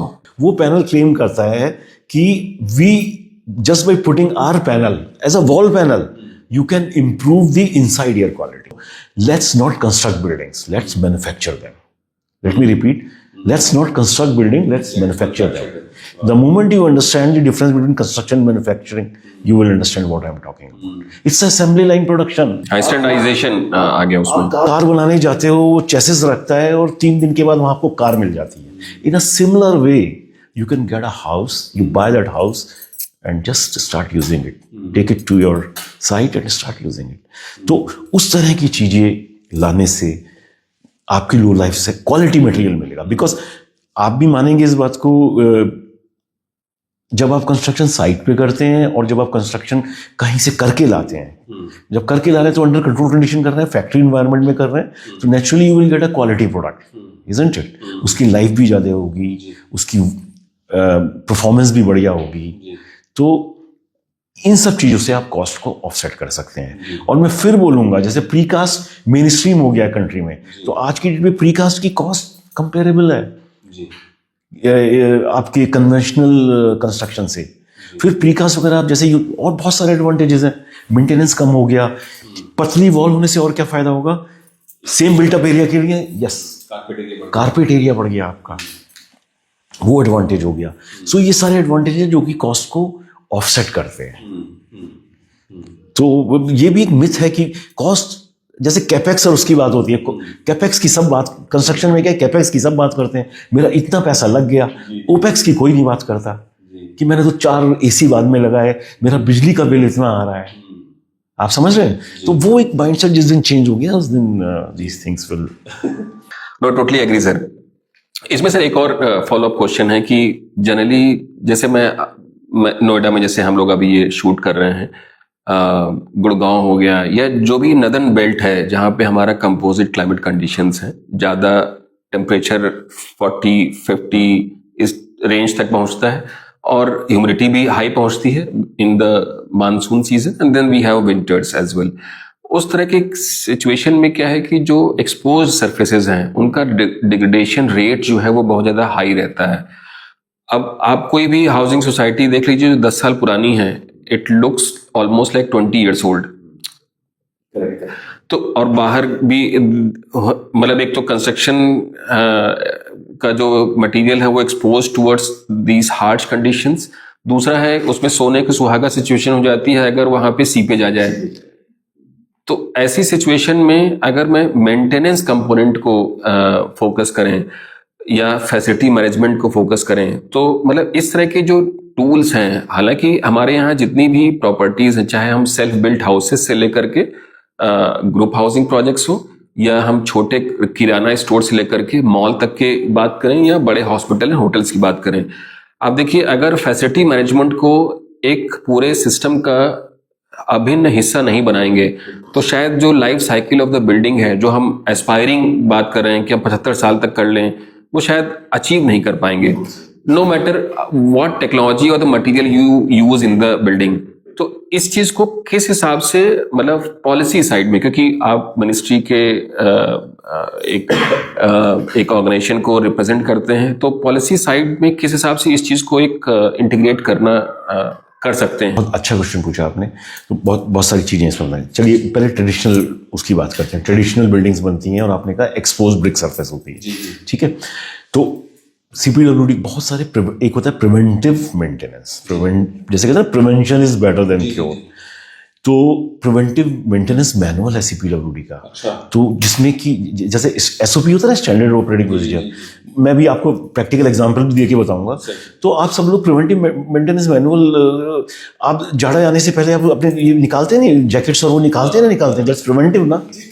कभी बिल्डिंग के लिए करते हैं ऐसा? ठीक बात है। मैं बहुत सिंपल एग्जांपल देता हूँ कि बरसात आने से पहले हम में से कितने लोग ऊपर जाके, छत पे जाके, रेन वाटर पाइप के पास जो ये पड़ी रहती है घास और ये डस्ट, उसको साफ करते हैं। आजकल वैसे बहुत सारे इनोवेशंस हैं। I can give you a paint, आप पेंट करो और पानी में डुबो दो, आपके अंदर पानी जाएगा ही नहीं। तो high end applications with regard to chemicals, जो कि बिल्डिंग्स में वाटर रिटेनिंग केमिकल्स और ये वाटर बहुत है, umpteen numbers, मतलब there are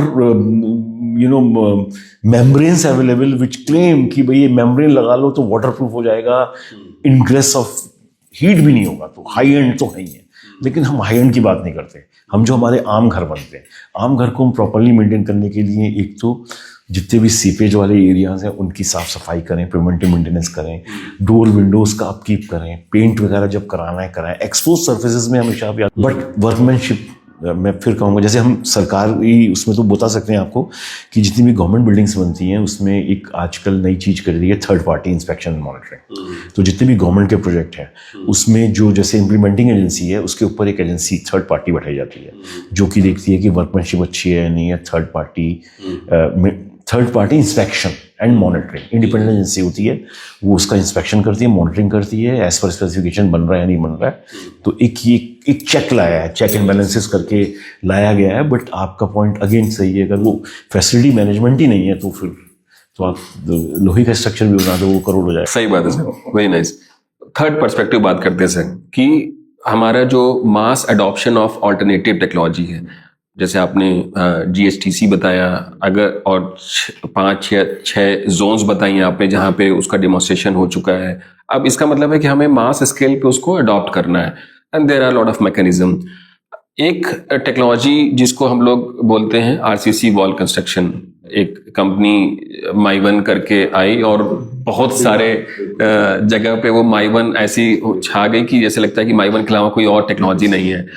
और इतना मतलब उसके इल इफेक्ट भी हैं क्योंकि RCC वॉल कंस्ट्रक्शन मतलब कंस्ट्रक्शन टेक्नोलॉजी में समस्या नहीं है, बट वो सीमेंट कंक्रीट का देखा जाए तो एक उसमें कोई इंसुलेशन लेयर नहीं है, उसकी जो हीट इनग्रेस है वो बहुत हैवी है।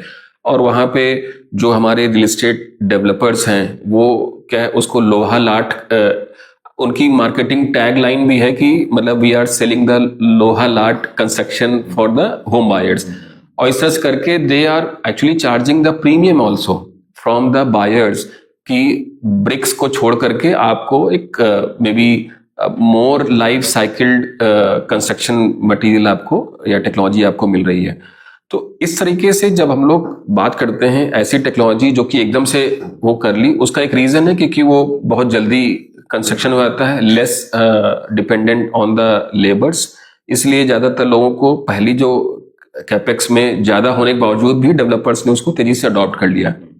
Do we see the same adoption level for the technologies like LHP जो आपने बताया, लाइट हाउस प्रोजेक्ट्स, या GSTC में जो आइडेंटिफाइड टेक्नोलॉजीज हैं वो सिमिलर पाथ आपके हिसाब से दिखती हैं? मतलब whether the private sector will adopt those technologies with the same pace?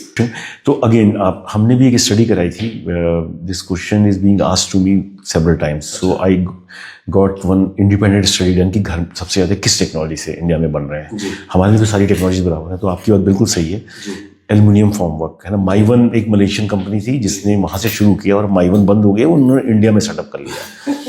तो aluminium formwork because of ease of use, faster construction की वजह से इस समय भी मोस्ट वाइडली यूज्ड। अनफॉर्चुनेटली ये टेक्नोलॉजी ओरिजिनेट हुई पूना, जहाँ पे मॉडरेट टेम्परेचर से, अहमदाबाद से, बट फिर तो इंडिया में आपको मालूम है हर चीज तो पूरे इंडिया में लगने लगी। और आपके पास ये क्योंकि वॉल देखिए क्या है, RCC की वॉल है, अगर वो 4.5 इंच की होगी और 6 इंच की होगी तो थर्मल कंडक्टिविटी उसकी अकॉर्डिंगली चेंज हो जाएगी। तो उसकी थर्मल एफिशिएंसी पे काफी question, otherwise performance wise that is very good, है ना। तो अभी आपकी नॉलेज के लिए बता रहा हूँ, उसमें इंसुलेशन के साथ आने लगी है। अच्छा, अब क्योंकि थर्मल कंफर्ट एक्सट्रीम टेम्परेचर्स में लगाने, तो एल्युमिनियम फॉर्मवर्क के साथ ही वो इंसुलेशन लगा के देते हैं। Internal external? हाँ, एक्सटर्नल एक लेयर इंसुलेशन की लगी रहती है फॉर्मवर्क के साथ। वो मतलब फॉर्मवर्क के साथ इंसर्ट कर दें, कंक्रीटिंग करें और निकाल दें। ये आजकल एक ये सोल्यूशन उसमें प्रोवाइड करने लगे हैं। अच्छा, बट आपकी बात बिल्कुल सही है, जहाँ एक्सट्रीम टेम्परेचर्स हैं। दूसरा उसमें हम क्या कर रहे हैं कि जब भी हम ये RCC की वॉल लगा रहे हैं तो उसमें हम we are not using OPC, we are using high performance concrete which is less porous, तो उससे थोड़ा थर्मल कंफर्ट आता है। But all said and done, आपकी बात सही है कि वॉल्स थिनर है, तो उसको थोड़ा 6 इंच की वॉल है होनी चाहिए। और ये दूसरी चीज आपको बताऊं, ये question, first question when I joined BMTPC was asked, इसके डॉक्टर को इसके बारे में बताएं, तो आपको सबसे ज्यादा हीट कहाँ से आती है?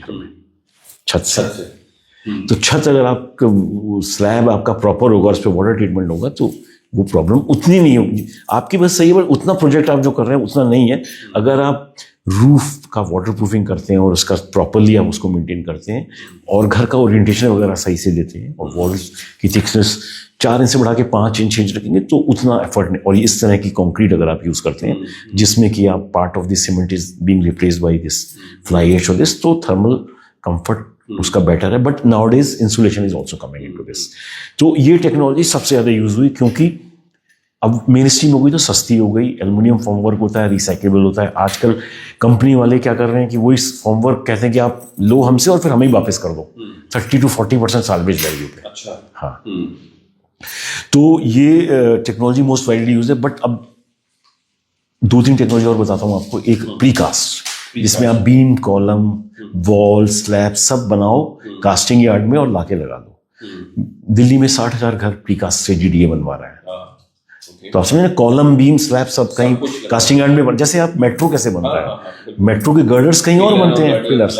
तो major infra projects and major mass housing projects will definitely find the concrete high-rise structures, जैसे tier 1 cities जो हैं, जो ये आपकी जो capital cities हैं, वहाँ पे precast भी अब use, but अभी भी majority मतलब more than 50% is this aluminium formwork, but next is precast, जो कि काफी तेजी से एंटर कर रहा है और काफी बिल्डिंग्स और उस प्रीकास्ट से बन रही है। मास हाउसिंग में काफी मॉड्यूलर कंस्ट्रक्शन, हम एक टेक्नोलॉजी लेके आए जो पूरा का पूरा घर आप बना के एक के ऊपर लेगो ब्लॉक्स की तरह रख दो, 3D वॉल्यूम, हाँ, बॉक्स। वो टेक्नोलॉजी हमने रांची में लगाई लाइट हाउस प्रोजेक्ट में। तो पूरा घर बनाया, हमने चारों वॉल बनाई, एक स्लैब डाला और रख दिया, फ्लोर डाला और स्लैब फिर ऊपर से कास्ट कर दिया। तो उस तरह की टेक्नोलॉजी भी आ गई है। तो ये इस सेकंड है। थर्ड, आप लो राइज के लिए अब आजकल एक लाइट गेज स्टील, आपने कोल्ड फॉर्म स्टील, जैसे एक हॉट रोल्ड स्टील होती है जो आप गर्डर्स देखते हैं क्लासिकल, ऐसी एक क्या करते हैं, स्टील शीट को रोलर फॉर्मिंग मशीन में लगा के पतले पतले जेड सेक्शन और चैनल सेक्शंस बना देते हैं, लाइट गेज गैल्वेनाइज्ड। तो light gauge has huge potential, pure 100% dry wall construction. तो light gauge cold form steel के पैनल आते हैं, उससे आप 4 स्टोरी तक की बिल्डिंग बना सकते हैं। Sir, ministry of housing and urban affairs की इनिशिएटिव बात करते हैं, स्केलिंग अप की बात करें तो सर्टेनली मिनिस्ट्री का role as a leadership role में काउंट करते हैं हम लोग। तो उसमें जैसे हम लोग पृथ्वी 1 गाइडलाइन है जो कि सिंगल फैमिली हाउस होल्ड के लिए है, पृथ्वी 2 guideline multi family house hold के लिए है, और मल्टी फैमिली हाउस होल्ड के लिए जो गाइडलाइन है वो ज़्यादा इंपॉर्टेंट इसलिए लगती है क्योंकि स्केलिंग अप में ग्रुप हाउसिंग प्रोजेक्ट्स का रोल बहुत ज़्यादा बढ़ रहा है। अभी भी ऑलमोस्ट 20 से 25% जो हाउस होल्ड है इंडिया में, लगभग 20 से 25 करोड़ के आसपास में, उसमें से लगभग जो 20% से लेकर 25% हाउस होल्ड ग्रुप हाउसिंग में है। तो पृथ्वी 2 बहुत इंपॉर्टेंट है। तो जैसे PMAY 2.0 आपने बताया, तो इसमें क्या क्या चीजें इंक्लूड होंगी PMAY 2.0 में जो अभी इनिशिएटिव हो रहा है? तो पृथ्वी 1 और पृथ्वी 2 was part of PMAY only, है ना। तो मैं हमेशा कहता हूँ कि हमारे पास ये व्हीकल है, हम लार्जेस्ट हाउसिंग स्कीम कर रहे हैं। So any new material, any new innovation which can help in saving cost, eco-friendliness, energy efficiency, sustainability, affordability, low life, we are ready to use them. तो हमारा टेक्नोलॉजी सबमिशन का role ही है पृथ्वी को use करना, पृथ्वी 2 को यूज करना, alternate materials लगाना, innovative materials लगाना, एनर्जी एफिशिएंसी की। तो उसके लिए हम कोलैबोरेट कर रहे हैं। Through your podcast also, I'm telling you, if you have any good new material which is available, we can easily implement it through our PMAY scheme. Because what we can do, we have been doing this, like Prithvi document, now we are making an app also on that. So what we are doing, we are going to state and handholding them and telling them, look, if you make your house using Prithvi 1 or Prithvi 2 guidelines, your house will have less electrical demand. You can use these kind of things. So all those things, हम as a vehicle use कर रहे हैं इस scheme को through to promote these things. So success और वो तो depend करता है, बट कुछ स्टेट फोर्स कमिंग होती हैं, वो इन सब चीज़ों को मानती हैं, लेती हैं। तो हम लोग टेक्नोलॉजी सबमिशन के through all these good practice. जी, तो जैसे जो हमारी गाइडलाइंस बनी है वो स्टेट के urban and housing and urban planning department उसको अडॉप्ट करेंगे और फिर मतलब जो इन्फोर्समेंट मैकेनिज्म है वो उसी हिसाब से। इन्फोर्समेंट तो नहीं है बस, क्योंकि देखिए again housing is a state subject, but हम खाली उन्हीं के उस डिपार्टमेंट को नहीं और डिपार्टमेंट के साथ भी बात करके उन्हें हैंड होल्ड करते हैं, ये करते हैं। और मैं बताता हूँ, हमने जितनी भी टेक्नोलॉजीज में बात कर रहा हूँ, ये सारे डॉक्यूमेंट्स जीएसटीसी की वेबसाइट पे, मिनिस्ट्री की वेबसाइट पे हमारी अवेलेबल है sir. Will also in may be I think share those websites in our podcast as well, ताकि लोगों को इंफॉर्मेशन मिल जाए। आप लिख लीजिए gstc-india.gov.in आप डाल सकते हैं, उस पे है bmtpc. मैंने अपना एक यूट्यूब चैनल चला रखा है जिसमें सारे मैंने ऑडियो विजुअल कैप्सूल्स बना रखे हैं नई टेक्नोलॉजीज के और इसके, तो हम देश भर में प्रमोट कर रहे हैं ये सब चीजें थ्रू PMAY। तो PMAY 2.0 में हम लोग इन सबको प्रमोट कर रहे हैं टेक्नोलॉजी सबमिशन के थ्रू। तो और जैसे गवर्नमेंट क्या कर रही है, हमने ये जो टेक्नोलॉजी बताई ना 54 टेक्नोलॉजी, उनका मैंडेटरी करा हुआ है यूज। CPWD को कहा हुआ है कि आप मैंडेटरी यूज इन टेक्नोलॉजीज को आपको अपने फ्यूचर प्रोजेक्ट्स में यूज करना है। हम बेनिफिशरीज को जाके हैंड होल्ड करते हैं कि भाई ये ब्लॉक लगाओ, ये ब्रिक्स लगाओ, ये चीजें करो। तो स्टेट्स में जाके थ्रू टेक्नोलॉजी सबमिशन हम लोग प्रमोट करने की कोशिश कर रहे हैं। PMAY 2 में हमने TIG ले रहे हैं हम लोग कि अगर आप रेंटल हाउसिंग नई टेक्नोलॉजी से बनाओगे तो आपको 2,000 रुपये per square metre technology innovation grant मिलेगी। अगर आप EHP का प्रोजेक्ट करोगे तो आपको 2,500 रुपये। बिल्कुल ठीक है, मार्केट बेस्ड मैकेनिज्म भी सक्सेसफुल हुए हैं। People see the benefits and then they adopt it also at the mass scale. एक लास्ट क्वेश्चन है सर इसमें कि मतलब जैसे जितने भी इस तरह का डेवलपमेंट है, इंडिया में डाइवर्सिटी इतनी है जहां पर थर्मल कंफर्ट एक बहुत इंपॉर्टेंट पैरामीटर है। ऑल्दो बहुत सारा फोकस जो है एनर्जी एफिशिएंसी को लेकर के है, but thermal comfort is the core, क्योंकि जितना भी हम लोग घर बनाते हैं या बिल्डिंग बनाते हैं सब सर्टेनली लोगों के कंफर्ट अवेल कराने के लिए बनाते हैं। तो thermal comfort action plan as you rightly mentioned earlier, वो भी हम इस इनिशिएटिव में इंश्योर करा रहे हैं। थर्मल कंफर्ट के लिए मेरे पास काफ़ी लोग आए कि आप सिविल इंजीनियर हो, थर्मल कंफर्ट के लिए आप क्या कर रहे हो, कैसे करोगे। तो आप मेरी वेबसाइट पे जाइएगा, हमने टेंडर का प्रोविजन बना दिया है और हमने सारी मिनिस्ट्रीज को, सारे डिपार्टमेंट्स को लिख दिया है कि जो भी आप टेंडर निकालेंगे उसमें थर्मल कंफर्ट के। तो हमने उसमें क्या डाला, आपको ज़्यादा समझ में RETV डाला, WWR डाला, ESBC में जो लिखा हुआ है वो डाल दिया, और उसके बाद कुछ रिसर्च हुई है कि कंफर्टेबल टेम्परेचर अंदर का कितना होना चाहिए, वो उसमें डाला हुआ है। तो हमने सब स्टेट गवर्नमेंट्स को लिखा है कि ये वाला टेंडर प्रोविजन आना चाहिए कि RETV value for wall and slab ये होनी चाहिए, वॉल टू फ्लोर रेशियो या wall to window to wall ratio जी, और कंफर्टेबल टेम्परेचर अंदर का इतना होना चाहिए। मतलब आउटपुट जो है वो डिफाइंड है, तो उसके बाद मतलब उसके ऊपर है कि मैंने वो शुरुआत कर दी है। I have written to all the states, I have created, of course with people like you, we created the tender provision and I have circulated to all and it's available on our website also. Thermal comfort पे हमने कई सारे documents डाले हुए हैं कि building को thermally comfortable कैसे बनाना है। हमारा काम कोशिश करना है और डिसेमिनेट करना है। Thank you so much sir. I think certainly आपकी कोशिश हम सब लोगों के लिए इंस्पिरेशन है। In this conversation also you have been a great support. बहुत अच्छा लगा, मुझे लगता है कि बहुत सारी इन्फॉर्मेशन हम लोग को पता चली। May be the last round which is a rapid fire round, तो हम कुछ क्वेश्चंस हैं आपके लिए जो हमारी टीम ने बनाए। तो पहला क्वेश्चन है कि मतलब अगर आप सिविल इंजीनियर नहीं होते, सिविल इंजीनियरिंग की बजाय what would have been the alternative career path for you? मैं बचपन से मुझे फिल्में देखने का बहुत शौक था और मेरी मदर कहती थी कि तू बहुत सुंदर था, तो मैं शायद एक्टर बनता। एक्टर बनने का मुझे शौक था। पटनागर में था तो मेरे को बहुत, आज भी जो म्यूजिक और फिल्मों का मुझे इंसाइक्लोपीडिया कहते हैं लोग, और आते हैं मेरे पास कि भैया ये मैं फिल्म देखने जा रहा हूँ तो शैलेश जैसा एनालिसिस करेगा उस फिल्म का, ऐसा कोई नहीं कर सकता। तो मुझे लगता है मेरे में, कुछ लोग बोलते हैं कि तुम्हारी आवाज़ बहुत अच्छी है, तुम गा सकते हो, बट मैं गाता बहुत बेस हो रहा हूँ। मुझे लगता है मैं एक्टर, और कुछ पढ़ाई के सिवा मैंने कुछ किया नहीं। अदरवाइज मैंने सिर्फ पढ़ा मैं, और तो मेरे फादर ने बहुत कोशिश की sports Khelo, but being left hander मैं स्पोर्ट्स में सब में एवरेज रहा।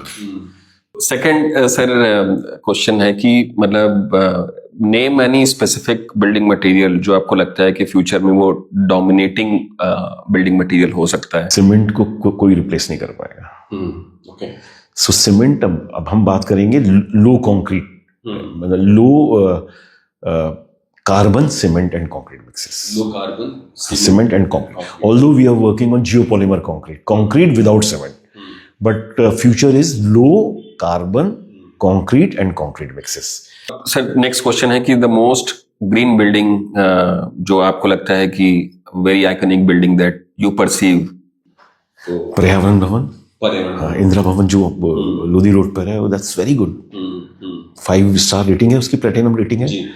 अभी तो वही आई थिंक, या एक IGBC का हैदराबाद में है। जैसे वो ग्रीन का भी अभी इतना आइकॉनिक बिल्डिंग्स इंडिया में है नहीं। और एक लास्ट क्वेश्चन है कि what is the latest book that you would recommend for us to read? Any specific favourite book that you could recommend? सारी है, मतलब बुक पढ़ने का बहुत शौक है मुझे। Who will cry when you die, have you read? Who will cry लिख लिया, व्हेन यू डाई। हाँ, आप सभी के लिए पढ़ी आपने? उसमें 100 पेज है, एक हर पेज पे एक चीज लिखी हुई। अरे वाह। Who will cry when you die? Thank you so much, sir, for maybe sharing your experiences, knowledge and wisdom with our audience. और मुझे लगता है कि इस कन्वर्सेशन से लोगों को एक्चुअली बहुत ज़्यादा नॉलेज और बेनिफिट्स होंगे। Pleasure is mine. Thank you. Thank you, Noel. Thank you.